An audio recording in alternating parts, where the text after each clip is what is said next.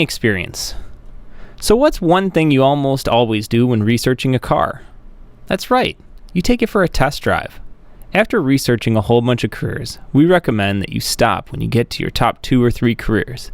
At that point, you should try and take the careers out for a test drive. Here's a couple ways you can do that. First, you can look at your own network. Do you have any friends or family members who work in an occupational field?